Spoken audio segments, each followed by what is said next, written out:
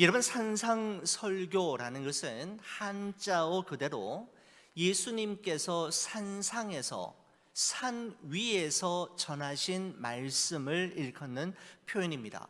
예수님의 천국 대헌장이라고 일컬어지는 그런 애칭을 가진 산상설교는 마태복음 5장과 6장과 7장에 기록이 되어 있는데, 그 대장정의 역사가 1절과 2절 말씀으로 시작이 됩니다. 여러분, 이런 말씀으로 시작이 됩니다.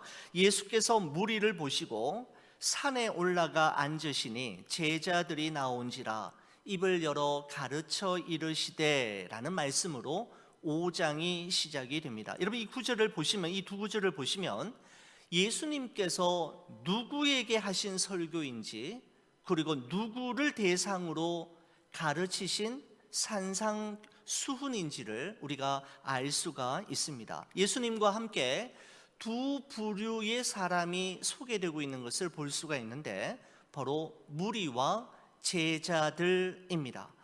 예수께서 무리를 보시고 산에 올라가 앉으시니 제자들이 나온지라 라고 하면서 두 부류의 사람이 나오는데, 무리와 제자입니다. 여러분, 그러면 여기에 나오는 무리들은 어떤 사람일까요? 여러분, 마태복음 바로 앞에 나오는 4장 23절 25절 말씀을 보시면 이 무리들이 어떤 무리인지를 알 수가 있습니다. 여러분, 제가 23절 보면 여러분이 24절 읽어주시고요, 25절은 저와 함께 합독하도록 하겠습니다. 마태복음 4장 23절 제가 먼저 봅니다. 예수께서 온 갈릴리에 두루 다니사 그들의 회당에서 가르치시며 천국 복음을 전파하시며 백성 중에 모든 병과 모든 약한 것을 고치시더니 그의 소문이 온 수리아에 퍼진지라 사람들이 모든 앓는 자 곧 각종 병에 걸려서 고통당하는 자, 귀신 들린 자, 간질하는 자, 중풍병자들을 데려오니 그들을 고치시더라. 25절입니다. 갈릴리와 데가볼리와 예루살렘과 유대와 요단강 건너편에서 수많은 무리가 따르니라 라고 되어 있습니다. 여기에 수많은 무리가 등장하고 있습니다. 여러분, 마태복음 4장부터 예수님의 본격적인 공생의 사역이 시작이 되는데, 예수님께서 공생의 사역의 시작을 알리는 첫 번째 메시지가 무엇이었냐면 회개하라, 천국이 가까이 왔느니라 라고 하는 말씀이었습니다. 바로 회개에 대한 선포와 더불어서 예수님께서는 유대인들의 회당에서 천국 복음을 선포하시고 가르치셨을 뿐만 아니라 각종 병든 자들의 질병을 고쳐주셨습니다. 30세의 젊은 청년 나사렛 예수의 입소문은 갈릴리와 예루살렘을 넘어 이스라엘 전역으로 순식간에 퍼져나가게 되었고, 그러자 예수님 주변에는 예수님이 행하시는 기적을 보기 위해, 그가 고치시는 그 병고침의 그 기적을 목도하기 위해 수많은 사람들이 매일처럼 장사진을 이루며 인산인해로 몰려들기 시작했던 것이죠. 각종 질병으로 고통하는 사람들, 귀신 들린 자, 간질하는 자, 중풍병자들을 비롯한 수많은 무리들이 예수님 주변으로 모여들었다라고 이야기하고 있습니다. 여러분, 이 많은 무리들이 예수님께로 모여든 이유는 오직 한 가지였습니다. 그것은 예수님이 행하시는 기적을 보고 병고침을 받고 자신의 문제를 해결받기 위함이었습니다. 여러분, 그리고 이들은 예수님을 통해 자신의 목적과 자신의 원함이 이루어지면 언제든지 예수님을 떠나 각자 자기의 길로 돌아갈 마음을 가진 이들이었습니다. 바로 이들이 무리입니다. 예수님을 통해 자신의 원함과 자신의 목적이 이루어지면 언제든지 예수님을 향해 등을 돌릴 수 있고 떠나 각자 자기의 길로 갈 준비가 되어 있던 사람들, 무리입니다. 여러분, 그러면 또 한 부류의 사람이 여기 등장을 하는데 이들은 제자들이라고 이야기하고 있습니다. 여러분, 제자들은 어떤 사람이었는지에 대해 마태복음 4장이 또한 소개하고 있는데 4장 18절에서 22절까지 말씀을 보면 무리들에 대비해서 비교해서 제자들은 어떤 자들이었는지를 이렇게 이야기합니다. 18절에서 22절까지인데요, 저와 함께 한 절씩 우리 교독하겠습니다. 제가 18절 먼저 보겠습니다. 갈릴리 해변에 다니시다가 두 형제 곧 베드로라 하는 시몬과 그의 형제 안드레가 바다에 금을 던지는 것을 보시니 그들은 어부라. 말씀하시되 나를 따라오라. 내가 너희를 사람을 낚는 어부가 되게 하리라 하시니 그들이 곧 그물을 버려두고 예수를 따르니라. 거기서 더 가시다가 다른 두 형제 곧 세베대의 아들 야고보와 그의 형제 요한이 그의 아버지 세베대와 함께 배에서 금을 깁는 것을 보시고 부르시니, 함께 봅니다.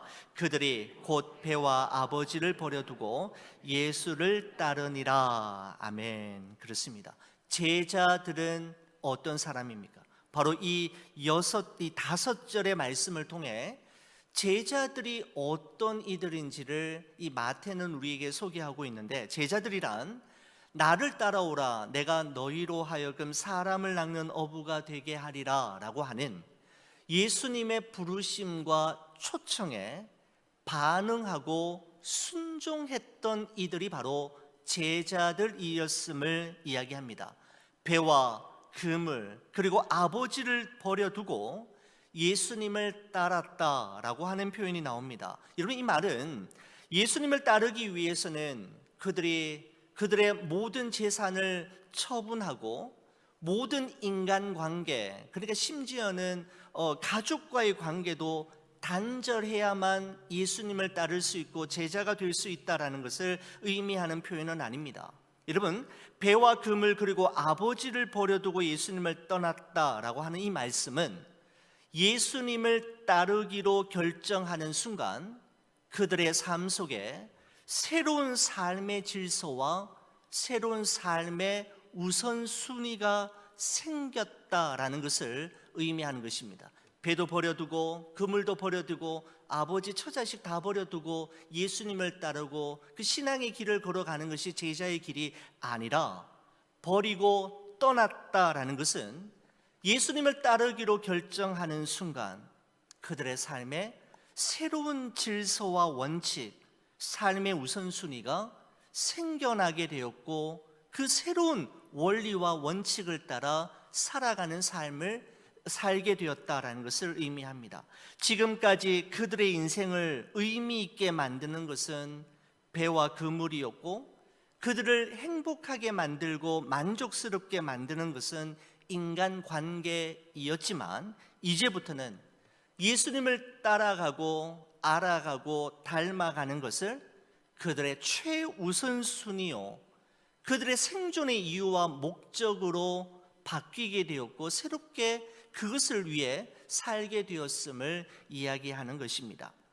여러분, 크리스찬은 두 가지 정체성을 함께 가지고 살아가는 사람입니다. 첫 번째는 세상으로부터 부르심을 입은 사람들이라고 하는 정체성과, 또 하나의 정체성은 세상에 보내심을 받은 사람들이라고 하는 양면의 특성을 동시에 갖추고 살아가는 이들입니다. 바로 하나님에 의해 부르심을 받았고 또한 하나님에 의해 보내심을 받은 이들이 바로 크리스찬입니다. 여러분, 우리가 주일에 교회에 함께 모여서 예배 드리는 것은 하나님의 부르심에 대한 반응입니다. 그리고 일주일 동안 세상 속 평범한 일상의 삶에서 아버지와 어머니로, 할아버지와 할머니로, 학생과 직장인으로, 목사로 저마다의 삶의 현장에서 살아가는 것은 바로 하나님의 보내심에 대한 반응이라고 할 수가 있는 것이죠. 부르심과 보내심을 반복하면서 우리는 이 땅 위에 진정한 그리스도인의 모습으로 성화되어져 가고 변화되어져 가는 것이죠. 여러분, 다시 정리하면 이렇습니다. 예수님 주위에는 항상 두 부류의 사람들이 있었는데 무리와 제자들입니다. 무리는 어떤 사람이었습니까? 예수님을 통해 그들의 필요가 채워지고 그들의 간절한 원함이 이루어지면 언제든지 예수님께 등 돌리고 예수님을 떠날 준비가 되어 있는 사람, 흩어지고 사라져 버릴 수 있는 사람들이 무리라고 한다면, 여러분, 그곳에는 제자들도 있었는데 제자들은 예수님을 따르기 위해 예수님을 따르기 위해 자신이 그동안 소중하게 여기고 귀하게 여겼던 것들을 내려놓을 수 있는 사람, 그리고 예수님을 닮아가고 따라가는 일에 자신의 삶을 헌신할 수 있는 사람들이었습니다. 배와 그물이 아닌 예수를 암과 닮음, 그리고 예수를 따름이 자신의 삶의 목표와 목적으로 정했던 이들이 있었는데 이들이 바로 제자들이었습니다. 여러분, 우리의 신앙생활과 인생 여정은 무리에서 제자로 변화되어져 가는 과정이라고 할 수 있습니다. 여러분과 저 또한 한때는 무리에 속한 사람들이었고 무리에 가까운 특성을 지닌 존재들이었지만, 이제 여러분과 저는 하나님의 은혜로 구원을 받고 그의 아들 예수 그리스도를 닮아가고 따라가는 진정한 제자가 되기 위해 성화의 삶을 살아가는 과정과 여정 중에 있는 존재이지 않습니까? 그들이 바로 제자입니다. 예수님의 관심과 시선은 언제나 무리가 아닌 제자들에게 있었고, 그 소수의 제자들을 통해 세상을 변화시킬 꿈을 예수님은 꾸고 있었던 것입니다. 사랑하는 우리 교회 여러분, 우리 한 해에 이제 6월이 시작이 되었습니다. 이제 5개월이 지나고 이제 절반을 향하여 힘차게 달려가고 있는 요즘 여러분의 삶은 과연 무리의 삶을 살아가고 있습니까? 아니면 제자의 삶을 추구하고 있습니까? 단 한 번뿐인 우리의 인생을 우리 예수님이 보실 때 여러분과 저 한 사람 한 사람이 수많은 무리들 중에 이리저리 휩쓸려 다니는 군중들 중에 한 사람이 아니라 예수님이 주목하시고 우리 주님과 동행하는 제자의 삶을 이 6월 한 달 동안도 살아가시기를 간절히 축원을 드립니다. 오늘부터 여러분과 함께 나누게 될 이 산상설교 5장, 6장, 7장은 예수님께서 무리들을 위해서 가르치신 말씀이 아니라 제자들에게 주신 말씀이었습니다. 너희가 나를 따르는 제자가 되기를 원하느냐? 바로 그 질문에 반응했던 이들을 위해 예수님은 산상설교 5장, 6장, 7장을 허락하신 것인데, 예수님의 산상설교는 팔복으로 시작되지 않습니까? 팔복은 예수님의 8가지 성품을 말씀하고 있을 뿐만 아니라 예수님을 알아가고 닮아가고 따라갈 때 그 제자의 삶에서 피어오르게 되는, 맺어지게 되는 인격적 성품이라고 말씀드릴 수가 있습니다. 여러분, 팔복은 두 가지 특징이 있는데, 여러분, 이 팔복의 특징, 그 첫 번째는 뭐냐면 앞에 4개와 뒤에 4개로 구분이 되어질 수 있습니다. 예를 들어서 심령이 가난한 자, 애통하는 자, 온유한 자, 의에 줄이고 목마른 자는 하나님과 제자들과의 관계 속에서 맺어지는 어떤 인격적 특성을 이야기하는 것이고, 긍휼히 여기는 자, 마음이 정결한 자, 화평하게 하는 자, 의를 위하여 박해를 받은 자라는 것은 다른 사람들과 제자들과의 관계 속에서 맺혀지는 어떤 인격적 특성이다라고 성경학자들은 보고 있습니다. 여러분, 그러니까 여러분 10계명과도 비슷하지 않습니까? 1계명부터 4계명까지는 하나님과 나와의 관계, 사람과의 관계, 그 다음에 5계명부터 마지막 10번째 계명까지는 사람과 사람과의 계명과 관계에 대한 말씀인 것처럼, 여러분 팔복 또한 4대4로 나누어져 있는데 앞에 4가지는 하나님과 우리와의 관계, 그리고 뒤에 4가지는 다른 사람과 나와의 관계 속에서 맺혀지고 열매 맺게 되는 인격적 특성이다, 이렇게 해석하는 성경학자들이 있습니다. 여러분, 또 하나의 특징은 무엇인가 하면 첫 번째와 5번째, 두 번째와 6번째, 세 번째와 7번째, 네 번째와 8번째가 서로 연결되어 있다라고 이야기하는 성경학자들도 있습니다. 예를 들어서 이런 것이죠. 심령이 가난한 자와 긍휼히 여기는 자가 연결이 되어 있다라고 이야기하는 겁니다. 하나님 앞에서 심령이 가난해짐을 경험해 본 사람들만이 다른 사람들을 긍휼히 여기는 마음을 소유하게 된다라는 것입니다. 여러분, 애통하는 자는 이렇습니다. 하나님 앞에서 자기 자신으로 인해 애통해하며 자기 자신으로 인해 울어본 적이 있는 사람은 그 사람의 마음에 청결함을 경험할 수 있게 된다는 것이죠. 하나님 앞에서 온유한 마음을 소유한 사람만이 다른 사람들과의 만남 속에서도 화평함을 만들어낼 수가 있고, 의에 줄이고 목마른 사람만이 의를 위한 박해, 의를 위한 대가를 지불하는 일을 두려워하지 않고 주저하지 않게 된다라고 하면서 첫 번째 4가지와 네 번째 4가지가 서로 연결되어 있다라고 해석하는 산상설교의 그 학자들이 있는 것을 보게 됩니다.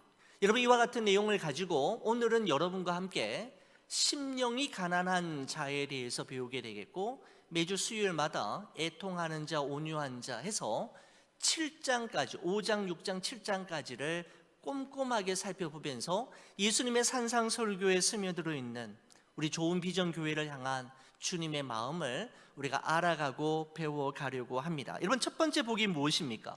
심령이 가난한 자의 복입니다. 3절 말씀을 저와 함께 같이 한번 읽어보겠습니다. 3절 우리 같이 한번 보겠습니다. 심령이 가난한 자는 복이 있나니 천국이 그들의 것임이요 라고 말씀하고 있습니다. 여러분, 여기서 가장 먼저 나오는 단어가 심령이라고 하는 단어인데, 여러분, 심령이라는 말은 우리의 영혼, 우리의 깊은 내면, 우리의 영적인 상태를 심령이라는 단어로 표현할 수가 있습니다. 여러분, 그 다음에 나오는 단어가 뭐냐면 가난한 자이지 않습니까? 여러분, 이 가난한 자라는 것은 어떤 물질적으로 경제적으로 어려움과 곤란을 겪고 있는 사람을 이야기하는 것이 아니라, 여기서 예수님께서 말씀하신 가난한 자라는 것은 자신의 힘과 능력으로는 다시 일어설 수 없는 사람, 누군가의 도움이 없으면 누군가의 도움에 의존하지 않고는 생존 그 자체가 불가능한 상태에 있는 사람을 이야기하는 것입니다. 다시 말씀드리면 영적으로나 정서적으로 절체절명의 상황을 경험하고 있고, 자기를 도와줄 수 있는 어떤 존재를 지금 당장 만나거나 찾지 못한다면 큰 일을 겪어야만 하는 그러한 상황 속에 있는 사람을 바로 심령이 가난한 사람이라고 말씀드릴 수가 있습니다. 여러분, 이 심령이 가난한 자라는 이 말씀, 이 표현을 제가 묵상하면서 누가복음 18장에 나오는 성전에서 기도하는 두 사람의 이야기가 생각이 났습니다. 예수님이 그렇게 말씀하셨죠. 성전에서 기도하는 바리새인과 세리에 대한 말씀 말입니다. 바리새인은 항상 자신이 의롭다고 생각했고, 자기가 하는 일은 언제나 옳다고 믿었던 사람이었습니다. 바리새인의 기도 내용에는 언제나 금식과 11조를 빠뜨리지 않고 지킨 것을 자랑하는 것이 포함되어 있었고, 바리새인의 기도 시간은 하나님 앞에 자신이 했던 의로운 일들을 나열하는 시간이었습니다. 그는 이렇게 했죠. 하나님, 저는 다른 사람들처럼 도둑질, 불의, 간음하지 않았습니다. 저는 저 세릿 같지 않음을 항상 하나님 앞에 감사합니다라고 이야기했습니다. 여러분, 이런 사람은 예수님이 말씀하신 심령이 가난한 자가 결단코 아닙니다. 이런 반면에 세리가 나옵니다. 여러분, 세리는 성전 제단 앞에 감히 가까이 나아가지도 못하고 멀리 떨어져서 기도하지 않습니까? 하나님 앞에 서는 순간 자신에게서 발견되어지는 허물과 죄성, 잘못과 실수, 은밀한 중에 행하였던 거짓과 부정함 등등 아무것도 내세울 것이 없는 자신의 죄악된 모습으로 인해 가슴을 치며 그는, 세리는 이렇게 기도했지 않습니까? 하나님, 저를 불쌍히 여겨 주옵소서. 주의 자비를 베풀어 주옵소서.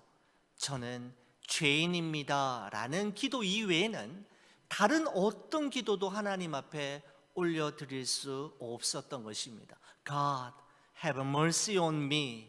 I am a sinner. I am a sinner. 하나님, 저는 죄인입니다. 하나님의 자비와 긍휼하심만이 필요한 존재입니다 라고 기도했는데, 바로 예수님께서 바리새인의 그 기도가 아닌 세리의 기도야말로 심령이 가난한 자의 기도였노라고 말씀하시면서 결론적으로 이렇게 말씀하셨죠. 무릇 자기를 높이는 자는 낮아지고 자기를 낮추는 자는 높아지리라 라고 말씀하셨습니다. 심령이 가난한 자는 어떤 자일까요? 하나님의 자비와 긍휼하심만을 사모하는 자, 하나님 앞에 죄인임을 고백하며 자기 자신을 하나님과 사람 앞에 끊임없이 낮추는 자가 바로 심령이 가난한 자임을 예수님께서는 말씀하셨던 것입니다. 여러분, 이렇게 이런 모든 모습들을 볼 때 예수님이 말씀하신 심령이 가난한 사람이라는 것은 하나님 앞에 선 자기 자신의 모습을 볼 때 할 말이 없는 사람, 할 말을 잃어버린 사람이라고 할 수 있는 것이죠. 그래서 하나님 앞에 자기 자신을 낮출 수밖에 없는 사람입니다. 여러분, 이것은 이 사람이 원래 자신감이 없거나 내성적이거나 소심한 성격이 아니어서가 아니라 하나님이 아니면, 하나님의 자비하심이 아니면 아무런 소망이 없음을 그는 정직하게 발견했고 고백했기에 이와 같은 기도와 이와 같은 자세로 하나님 앞에 나아갈 수 있었던 것입니다. 바로 심령이 가난한 자입니다. 여러분, 심령이 가난한 사람을 우리는 시편에서도 찾아볼 수가 있는데, 고라 자손이 지은 시편 42편에 보면 하나님을 향해 심령이 가난해져서 하나님을 갈급해하는 자신의 영혼을 시냇물을 찾아 헤매이는 한 마리의 사슴에 비유했던 그런 시편 42편의 말씀도 생각이 났습니다. 그는 1절에 이렇게 고백하죠. 하나님이여, 사슴이 시냇물을 찾기에 갈급함 같이 내 영혼이 주를 찾기에 갈급하나이다 라고 이야기하고 있습니다. 여러분, 저는 목마른 사슴이 시냇물을 찾는 모습을 실제로 한 번도 본 적이 없습니다. 여러분, 하지만 시인이 표현하고 있는 지금 이 상황은 사슴에게 있어서 당장 그 한 모금의 물이 없다면 정말 죽을 것만 같은 절박한 상황을 이야기하는 것이고, 있어도 되고 없어도 되는 상황이 아니라 이대로 가다가는 정말 죽을 것만 같은 아주 긴급한 상황이 바로 하나님이여, 사슴이 시냇물이 찾기에 갈급함 같이 라고 하는 표현 속에 스며들어 있는 것입니다. 여러분, 바로 이 상황에서 시인이 누구를 갈망합니까? 누구를 찾습니까? 1절에 보시면 하나님이여, 사슴이 시냇물을 찾기에 갈급함 같이 내 영혼이 주를 찾기에 갈급하나이다 라고 말씀하고 있습니다. 시인이 갈망한 것은 이 어려움을 이겨낼 어떤 수단과 방법이 아니었습니다. 이 시인이 기대한 것은 자신을 둘러싼 상황과 형편이 돌변하는 것도 아니었고, 자신에게 일어난 이 문제와 사건들의 극적인 반전과 해결도 아니었습니다. 또한 답답한 이 시간이 빨리 지나가고 평범한 일상이 어서 돌아오기만을 구하는 것도 아니었습니다. 이 상황에서 시인이 갈급해하고 갈망했던 것은 바로 주를 찾기에 갈급하네이다 라고 이야기하고 있습니다. 바로 하나님을 찾기에 갈망했는데, 바로 이 모습이 예수님께서 말씀하신 산상수훈의 첫 번째 복인 심령이 가난한 상태를 말씀하는 것입니다. 주님만 내 곁에 함께 계셔 주신다면, 그리고 하나님만 나를 떠나지 않았다는 사실이 분명하다면, 시인은 이 낙심되는 상황과 상태를 인내하고 버텨낼 수 있음을 그는 알고 있었기 때문입니다.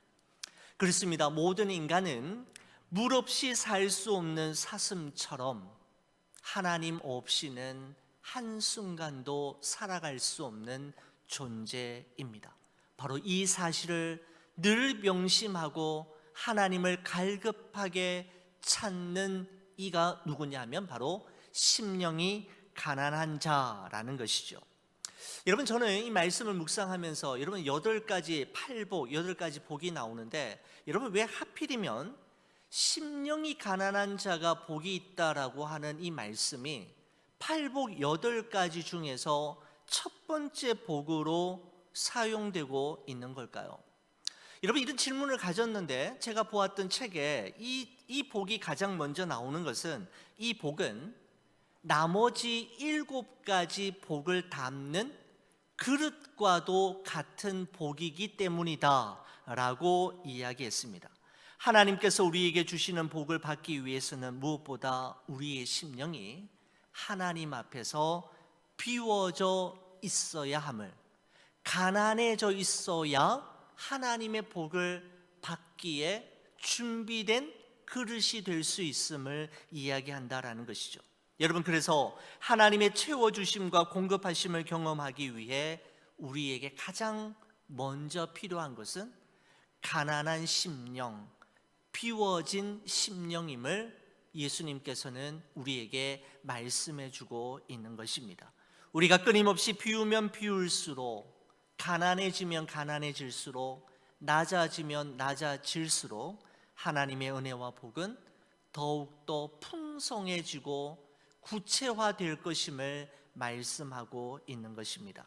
바로 우리의 심령이 가난하게 되고 깨끗하게 비워지게 될 때 하나님은 천국이 그들의 것이 될 것임을 말씀하셨습니다. 예수님께서는 천국 하나님의 나라는 다른 사람이 아닌 심령이 가난한 자의 몫이다라고 말씀하셨습니다. 여러분, 예수님께서 말씀하신 여기에 나오는 이 천국이라는 것은 우리가 이 세상에서의 삶을 끝내고 죽어서 가는 저 먼 곳에 있는 저 하늘나라, 어떤 장소적인 개념의 천국이라기보다는 예수님께서 여기에서 말씀하신 천국이 그들의 것입니다라고 할 때 이 천국은 하나님의 다스리심과 통치하심이 이루어지는 모든 영역이 바로 천국입니다. 다시 말씀드리면 우리의 심령이 가난해지고 깨끗하게 비워지고 하나님 없으면 아무것도 아니며 아무것도 할 수 없음을 깨닫고 인정하는 순간 하나님의 다스리심과 하나님의 통치하심과 역사하심은 그 사람의 심령에서부터, 그때부터 시작이 될 것임을 말씀하고 있는 것입니다. 사랑하는 우리 교우 여러분, 여러분과 저의 심령이 하나님이 주시는 복으로 채워지고 풍성해지기 전에 깨끗하게 비워지고 가난해지고 낮아지고 겸손해져서, 그래서 하나님이 없으면, 하나님의 은혜가 아니면, 하나님께서 도와주시지 않으면 아무것도 할 수 없고 아무것도 아님을 인정하고 깨달음으로 여러분과 제가 살아가는 이 세상에서 영원한 천국을 경험하며 살아가게 되기를 주의 이름으로 간절히 축원을 드립니다. 그렇습니다. 심령이 가난한 자는 복이 있나니 천국이 하나님의 다스림과 역사하심과 함께하심이 그들의 것이 될 것입니다. 기도하시겠습니다.